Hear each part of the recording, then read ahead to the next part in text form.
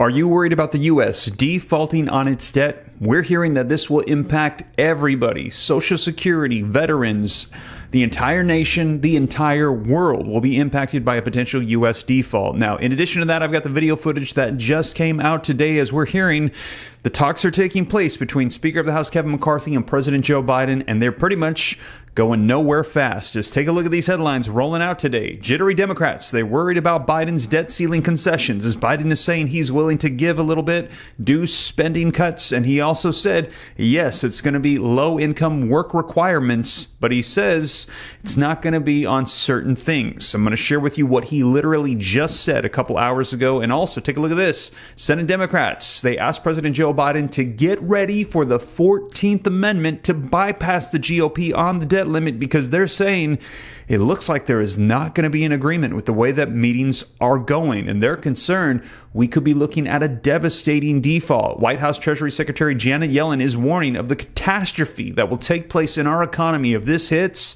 and they're saying get the 14th Amendment ready. Wow. And I don't think any of us expected to be at this place. It seems like they always wait till the last minute, they get it done, but now we are awfully concerningly close here. So, man, and the video footage I've got to share with you today that just came out doesn't look like we're getting anywhere pretty fast. And they're saying that their aides are now talking. It's not McCarthy and Biden anymore. Their aides are coming together, trying to get some sort of an agreement done. So let's dive into these articles, get you the details, and show you the latest so you know what's going on. And stick around to the end, because if you missed it this morning, we got a word from the IRS about $900 payments going out. If you want all the details, stick around to the end. I'm going to give you an update on that as well. Now, before we do me a quick favor. If you appreciate the updates, keeping you up to speed on everything, smash that like button for me. Just takes a second. Thank you so much. And if you want to stay up to date, totally free, hit the subscribe button, turn on that notification bell. And if you are now a member, we're going to be having our first live where you're going to be able to speak directly with me, get some information that you need,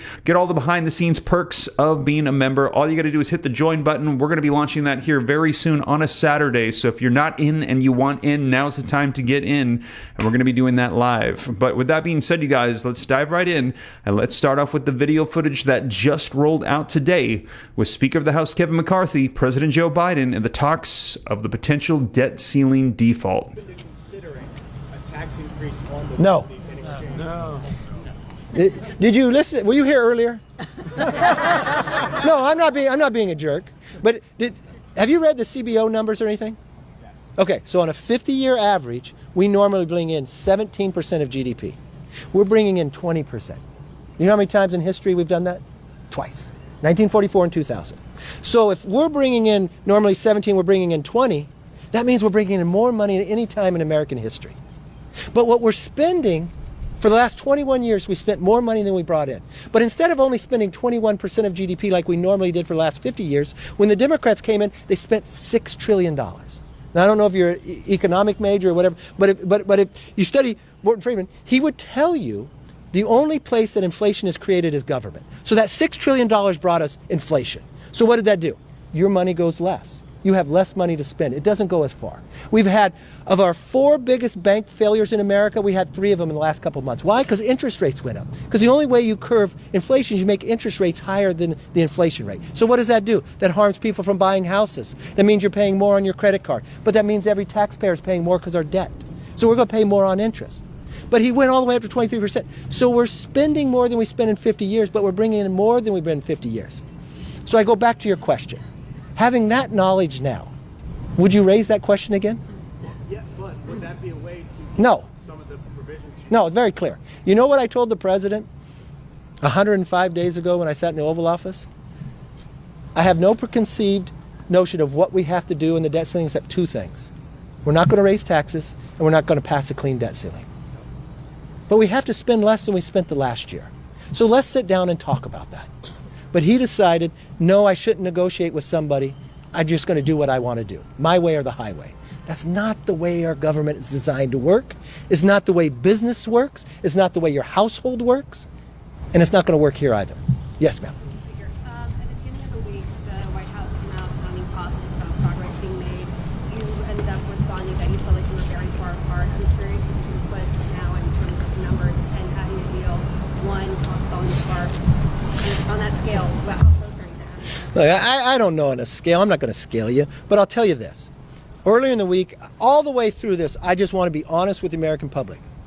I went to Wall Street more than a month ago to warn them we're not meeting.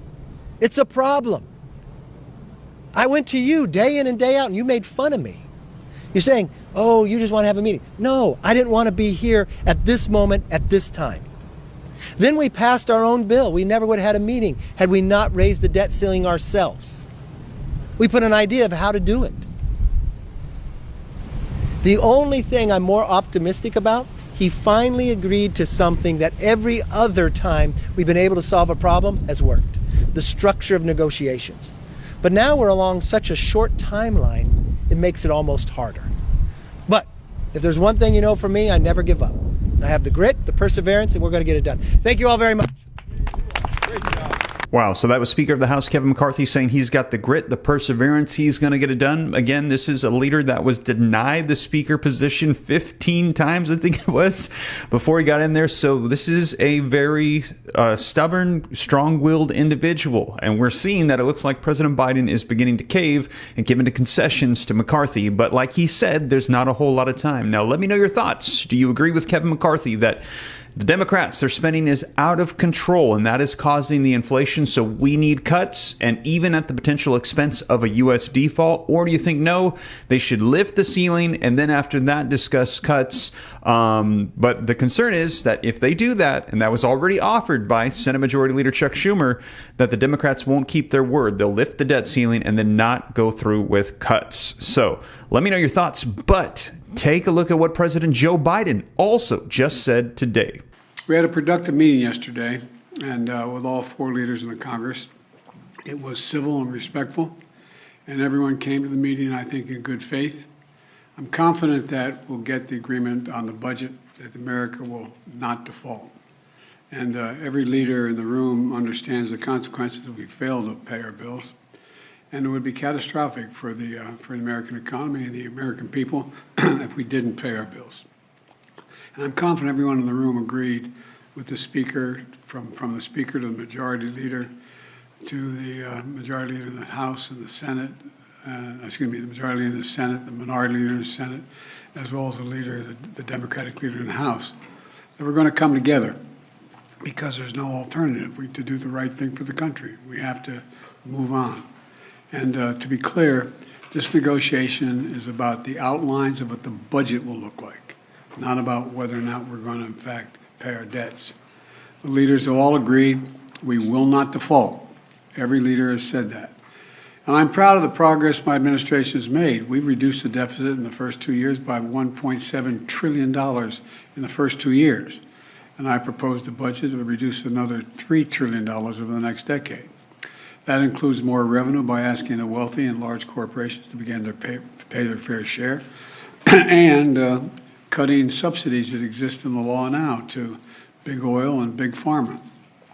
Yesterday, we all agreed that both the Speaker McCarthy and I would designate senior members that we would negotiate to give our authority to make agreements in detail on what we wanted. So we narrowed the group. To meet and hammer out our differences. And we've done that. In fact, they met last night, and they're going to be meeting again today. And I'll be in constant contact with my team while I'm at the G7, and I'll be in close touch with Speaker McCarthy and other leaders as well.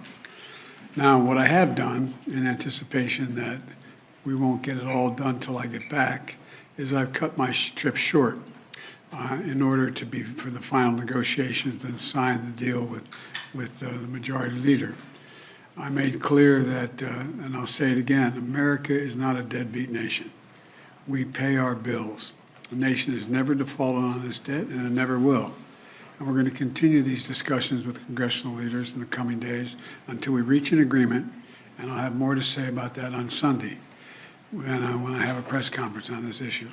As it stands now, the intention is to go to the G7, be back here on Sunday, hold a press conference, and in the meantime, I've spoken to the Australian leader Albanese, and I'm going to be seeing him at the G7. He'll be there as well, along with the Indian Prime Minister and along with the Japanese as well. So the Quad members will be there. We'll get a chance to talk separately at the meeting, but it's unlikely I'm going to be going on to Australia. So thank you very much. Mr. President, what about work requirements specifically are you still considering? It sounds like it's still on the table and you haven't ruled it out. Which would you be willing to accept?